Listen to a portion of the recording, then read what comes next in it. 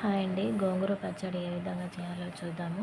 మెంతి కూర, గోంగూర, ఆనియన్స్, పచ్చిమిరపకాయలు అన్నీ ఒక కుండ బాగా పెట్టుకొని అందులో పచ్చిమిరపకాయలు బాగా నీట్గా కడిగి తుంచి వేసుకోవాలి.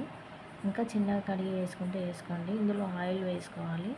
ఆయిల్ వేసిన తర్వాత గోంగూర మనం తీసిన గోంగూర మొత్తం నీట్గా కడిగి గోంగూర వేయాలండి. చాలా బాగా ఒక్క సెగకే మండిపోతుంటుంది. ఇందులో ఆనియన్స్ వేయాలి. ఇన్ని సన్నగా కట్ చేసుకున్న ఆనియన్స్ వేసి మెంతెం కూర ఉంది కదా, మనం చిన్నగా కట్ చేసుకున్న మెంతెం కూర వేయాలండి. బాగా మగ్గిపోతుంది. ఒక్క 2 నిమిషాల్లో మగ్గిపోతుంది. చాలా మంచిదండి. చాలా ఇష్టంగా తింటారు.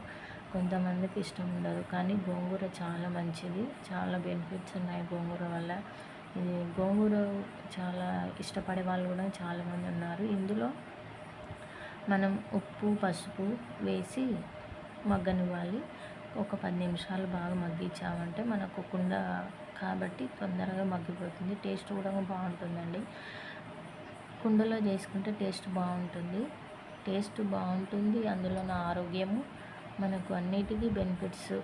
కుండలో చేసుకోవడము చాలా బాగుంటుంది టేస్ట్. చూడండి, ఈ విధంగా మగ్గిన తర్వాత ఇందులోకి మనము బాగా ఒక 10 నిమిషాలు మగ్గించుకోవాలండి. మగ్గిన తర్వాత ఎల్లిపాయలు అంటే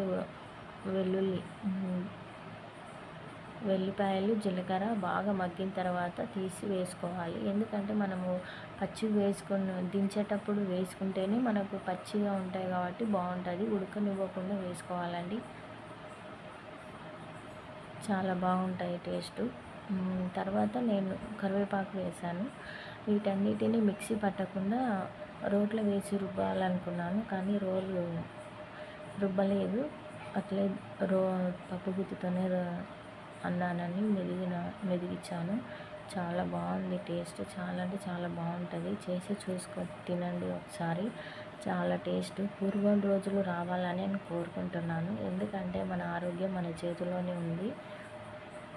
థ్యాంక్ యూ సో మచ్ అండి. నచ్చితే ఒక లైక్ చేసి సబ్స్క్రైబ్ చేసుకోండి. చూసిన ప్రతి ఒక్కరూ ఒక లైక్ చేయండి. థ్యాంక్ యూ సో మచ్ అండి.